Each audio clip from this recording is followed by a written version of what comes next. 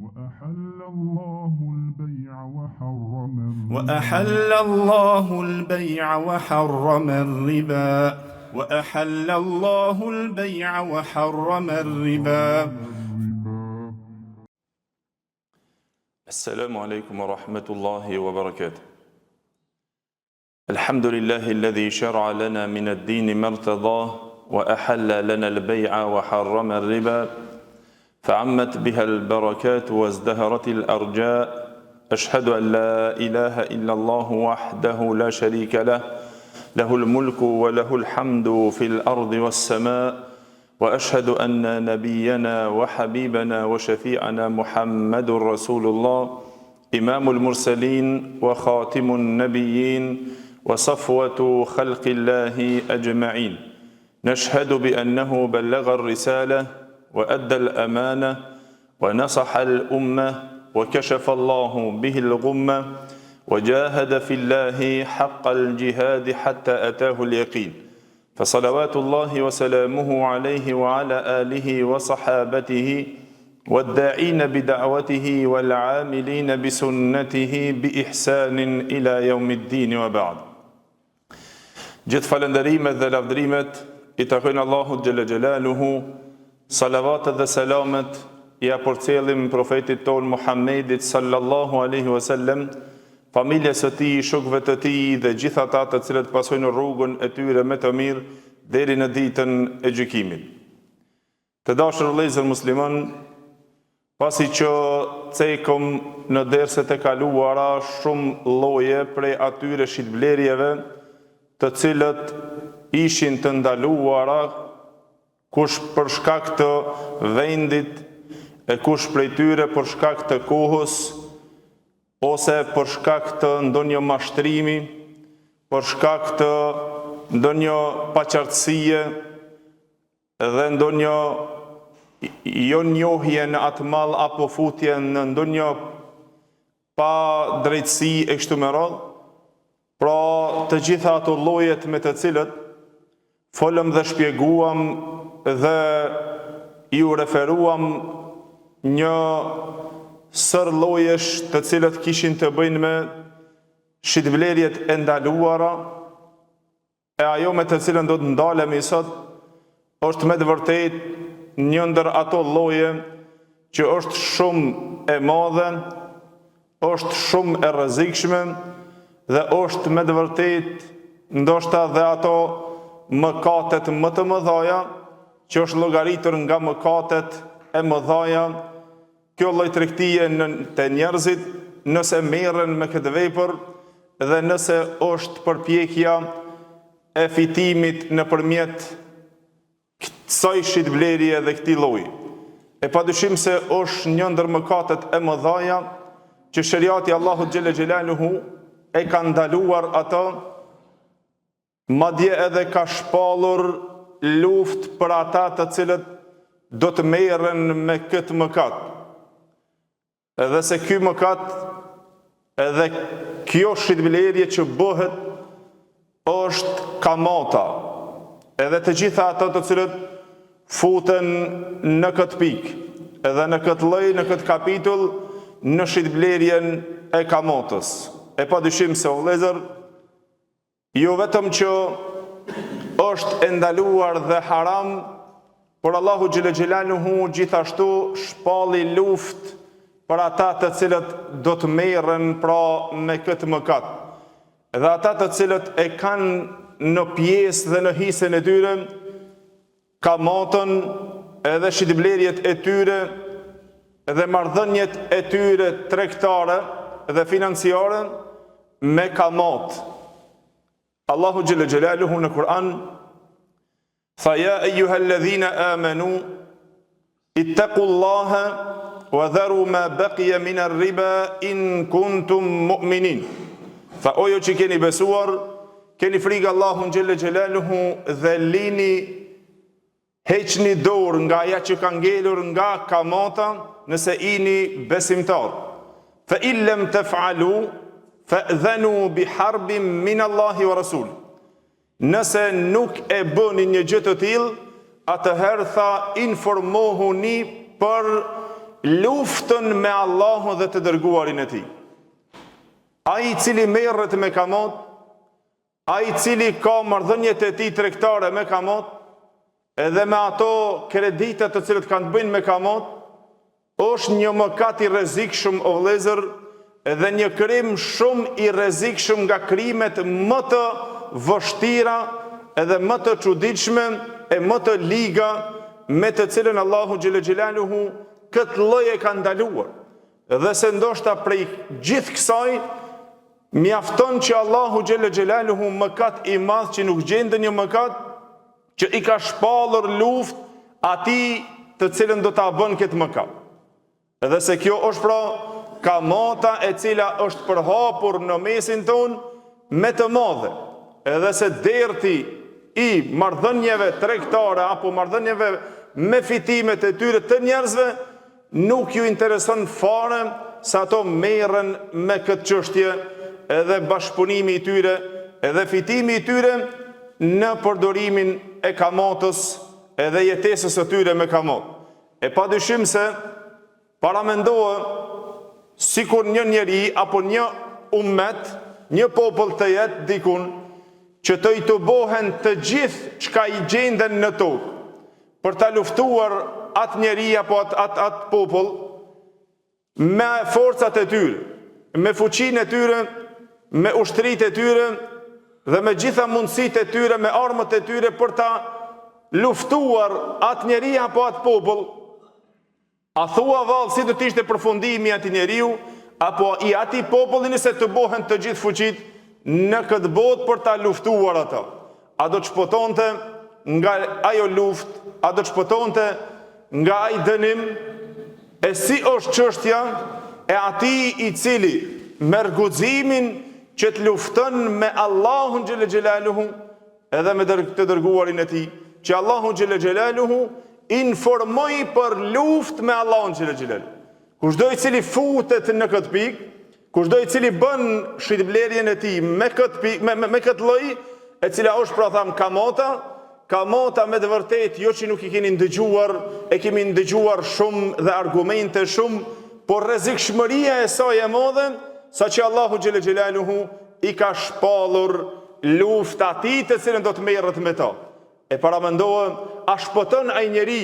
Nëse një njeri këtu nuk shpëton prej forcës së madhe të ndonjë ushtrie, e si ja merr mendje që të lufton me të plot fuqishmin e gjithësisë? Si do t'ja del një ditë që Allahu xhelle xhelaluhu qartë ka shpallur luftë në Kur'an dhe ai ka informuar. Tha fa illam taf'alu fa'dhanu biharbin min Allahi wa rasuli. Në suratul Baqara Allahu xhelle xhelaluhu tha nëse nuk largohi nga kamota dhe nëse nuk e lini atë të cilën është nga kamota, tha ta dini, informohuni se keni shpall luftë me Allahun xhelle xhelaluhu dhe me të dërguarin e tij. Wa in tubtum falakum ru'usu amwalikum la tadhlimuna wa la tudhlamun.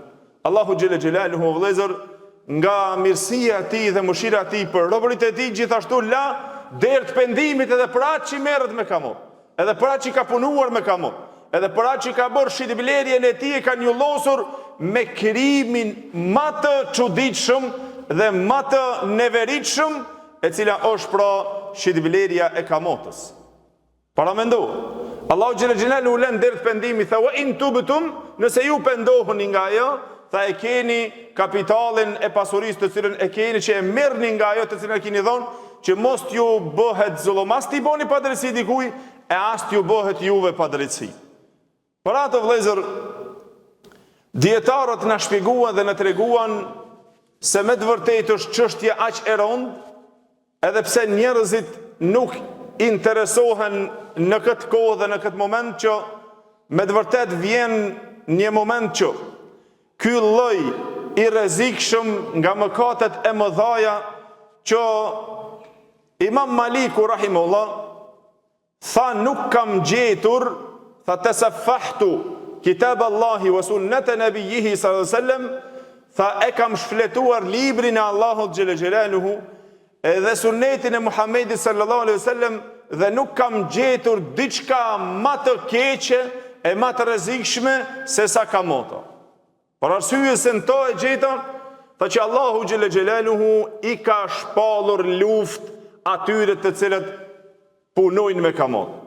Ai i cili punon me kamot, ai i cili e han kamotën.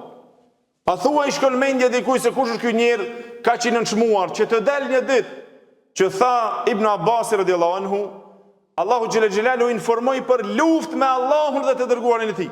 Për atë që do të merret me këtë lloj shitblerje apo me këtë pikë dhe me këtë mëkat. Ai që do të merret me kamot, ai që do të han prej kamotës. Para mendohe, tha Ibn Abbas radhiyallahu anhu, në ditën e gjykimit tha i thuhet këtij njeriu merre shpatun tash dhe lufto. Kur të del ngërën si i kamotës. Dhe më përat kanë kaluar shumë prej llojeve të cilat kemi folur, po lloji më i rrezikshëm shitblerje që është edhe që përdoret të njerëzit dhe që gjendet, më e rrezikshmja është transaksionet me kamot. Marrëdhënie tregtare me kamot të njerëzit. Përdorja e kamotës, ekzistenca e kamotës të në. Një mëkat shumë i ligë edhe shumë i çuditshëm që njeriu e din, po përsëri e gjen në to. Dhe se aq është i rrezikshëm sa që Allahu xhelle xhelaluhu shpalli luftë për ta, e pejgamberi sallallahu alajhi wasallam në hadithin të cilin transmeton Imam Buhariu dhe Muslimi nga Abu Huraira radhiyallahu anhu, ai na lejmëroi dhe na tregoi se prej atyre 7 shkatërrimeve që i urdhënoi umetin e tij të largohen, është ngrënia e kamotës. Tha pejgamberi sallam ijtanibu as-sab'a al-mubiqat. Largojuni nga ato 7 mëkate shkatërruese. E prej tyre pas shirkit Allahu xhelle xhelalu tha wa akilu riba. Ngrënësi i kamotës, ai që han kamot, e jep pasurinë e tij me kamot, ai i cili merr me kamot. Por gjithë këto të cilët futen në kamot, këto janë ata të cilët futen në kërcënimin e të plot fuqishmit Allahu xhelle xhelaluhu. E mu përat, Allahu xhelle xhelaluhu vëllezër pasi që na e dhuroi atë pasuri, që është begatia dhe dhuntia e Allahut xhelle xhelaluhu, është mirësia e Allahut xhelle xhelaluhu, Allahu xhelle xhelaluhu dashti që na ato ta ruajmë në ato ku është halal, ta investojmë aty ku është halal, ta fitojmë nga ajo që është halal. Edhe i vendosi kufit dhe kriter, që mos të i kalohen kufit që të i bësh dikuja pa drejtësi, apo të bëhet ty pa drejtësi në to. Por derisa në to është interesi i individit që të vërtetohet dhe të realizohet interesi individual apo i shoqërisë dhe social, aty është kufini Allahu xhelle xhelalu, që Allahu xhelle xhelalu pasi që i vendosi këto kufi të ndalesës së këtij mëkati të madh që futet pranë shitblerjen edhe në marrëdhëniet e njerëzve tregtare, tha Allahu xhelle xhelalu për që të kemi na kujdesin e madh në to. Edhe pasi që vendosi atë ndalesë, tha tilke hududullahi fala ta'taduha. Këto janë kufit e Allahu xhelle xhelalu, mos i te i kaloni ato. Wa man yata'adda hududallahi fa ulaika humudh zalimun. Kush i te i kalon kufit e Allahu xhelle xhelalu, të tillët janë zullumçarët e vetvete. Të tillët janë mizorët. Që ndoshta në këtë kohë, a thua jemi në atë kohë të cilën pejgamberi sallallahu alaihi wasallam na lajmëroi, në hadithin të cilën e transmeton Imam Buhariu nga Abu Huraira radhiyallahu anhu, i cili tha se yati ala an-nasi zamanun la yubali al-mar'u mimma akhadha a min halalin a min haram. Tha do të vjen të njerëzit një kohë të cilën njeriu nuk do të intereson se nga e merr pasurinë e tij, a nga halal a nga haram. Nuk i intereson se ka e merr. A është halal, a është haram, si intereson vetëm me arrit në pasuri. A thua jemi në këtë kohë që na ka përfshirë kjo sprovë, e cila ndash marrëdhënie tregtare, ndash ato financiare, ndash ato në fitim, e ndash ato në marrje, në haje dhe në pije, të gjitha nuk intereson vetëm e vetëm, po është me kamot haram si intereson. Kuja nuk intereson për të u çuditur me një njeri që e fal namazin, e beson Allahun xhelle xhelalu dhe përsëri ka guximin që ai të bën marrëdhëniet e tij edhe shitblerjen e tij me kamon. Po vëllezër, është çështje shumë e rrezikshme Dëmet e kamotës dhe pasojat e kamotës janë shumë të mëdha. Mjafton që Allahu xhelle xhelaluhu ka shpallur luftë për ata të cilët do të merren me të, për ata të cilët do ta hanë. Por këtë pikë, për këtë mëkat të madh, që është nga mëkatet e mëdha që e kemi lehtësuar atë shumë, është me të vërtetë që na duhet që të i hapim sytë tonë e të i ndëgjojmë argumentet e krijuesit tonë, se pse na ndaloi këtë çështje. Dhe sa Allahu xhelle xhelaluhu është ai i cili na than në Kur'an: "Kul ara'aytum ma anzala Allahu lakum min rizqin faj'altum minhu haraman wa halala." Thuaj Muhammed sallallahu alaihi wasallam, atë të cilën ja u kemi zbritur na nga furnizimi për ta ngrënë ato halal, e ju e boni prej ty sa i boni halal, prej sa i boni haram. Kur ti thuaj shoh vëllai mirë, mos e kamota është çështje e rrezikshme. Transaksionet e kamotës, bashkëpunimi yt me kamot, dhurimi pasurisë tonë me kamot, marrja e kamotës, ngrënia e kamotës, nga çështjet më të neveritshme dhe më të çuditshme dhe më të liga, prej zullumeve më të mëdha që nuk njihet te njerëzit, është kjo e cila ndosi mëkat i madh. Nuk intereson kush ka thonë, po njëjtë edhe ajo është shitblerje. Edhe ajo është tregti unë e bëj aty. Këtë e kanë thonë dhe më herët të vëllezër njerëzit. Allahu xhelle xhelaluhu këtë solli në Kur'an, tha dhalike bi annahum qalu innama al-bay'u mithlu ar-riba. Tha ato, kjo është për shkak se ato thanë shitblerja është e njëjtë sikur kamota. Pse atë ku dallimi? Kamota, shitblerja e njëjta. Ja Allahu xhelle xhelaluhu për atë tha, thuaj Muhammed sallallahu alaihi wasallam, ju e boni halal nga ajo që kemi furnizuar, ju kemi zbritur. Çka doni ju boni halal dhe haram? Allahu adhina lakum am ala Allahi taftarun. Allahu ju ka dhënë atë leje apo ju shpifni për Allahun xhelle xhelaluhu? Për atë janë pasojë aq të mëdha dhe aq të vështira derisa dietarët të vëllezër dhe juristët e mëdhenj të Islamit kanë vendosur kapituj të veçantë për këtë mëkat të madh e cila gjendjet në shitblerjen dhe në marrëdhëniet tona tregtare. E kjo është pra mëkati i madh, kamota. Dhe sa Allahu xhelle xhelaluhu këtë kërcënim e tregoi për ata të cilët do të merren me to dhe për ata të cilët do ta hajnë ato. Allahu xhelle xhelaluhu urdhënoi që na të jemi nga ato besimtarët të cilët e hajmë nga halali, fitojmë nga halali, e mos të shkojmë hapave të shejtanit, se gjithherë të fut aty ku është më e rrezikshme. Dhe aty ku ta humb bereqetin tënd. Ai i cili merret me kamot, ai i cili jep pasurinë e tij që të merr kamot apo të fiton kamot, le ta dinë se Allahu xhelle xhelalu ja ka zhdukur bereqetin e tij. Dhe gjithashtu ja ka vressuar, i vressohet zemra atij i cili merret me këtë mëkat. Dhe gjithashtu e arrin hidhrimin e krijuesit të tij. Goditet me hidhrimin e Allahu xhelle xhelalu. Mjafton që ti ditën e gjykimit, sikur që tha Ibn Abbas radhiyallahu anhu, të thuhet merr shpatën tash dhe lufto.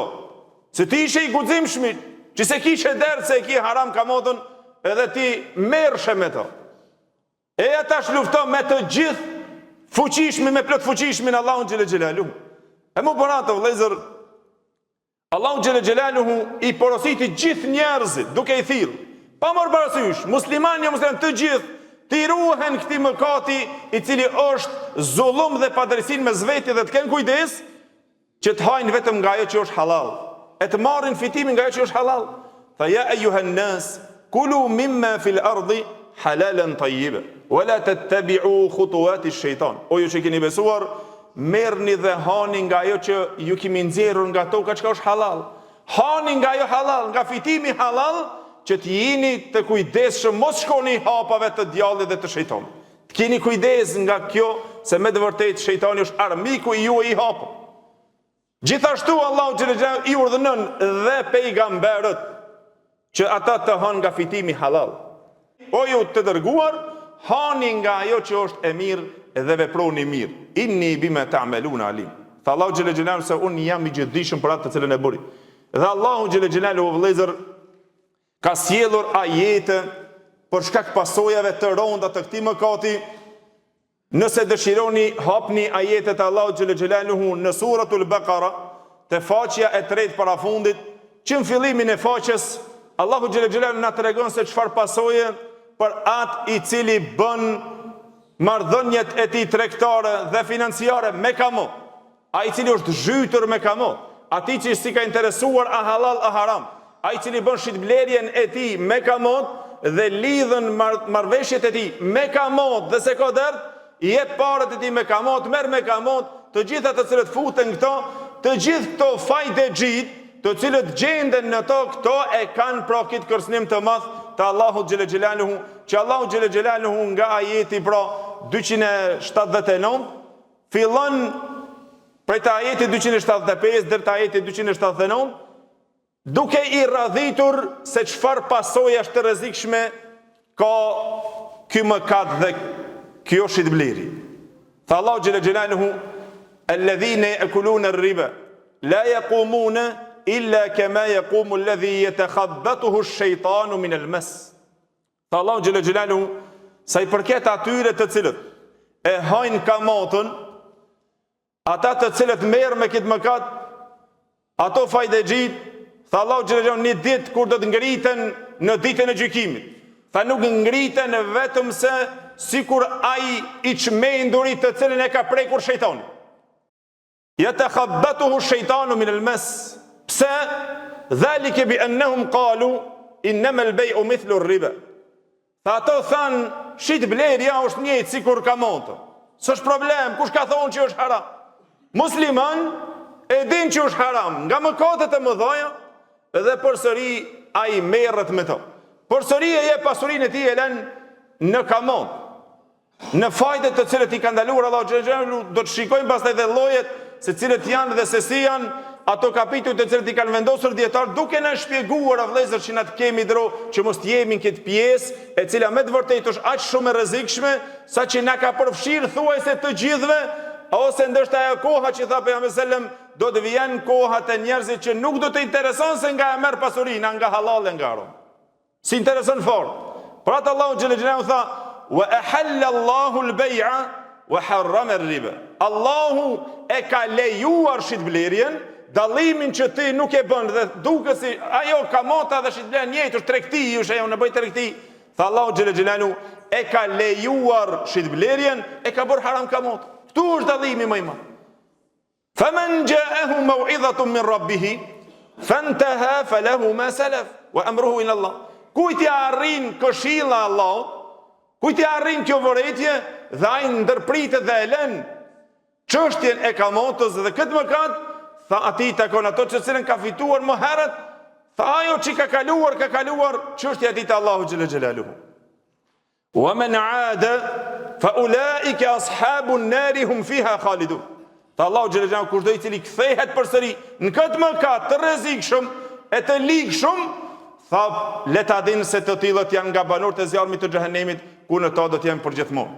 Yamhaqu Allahu ar-riba wa yurbi as-sadaqat.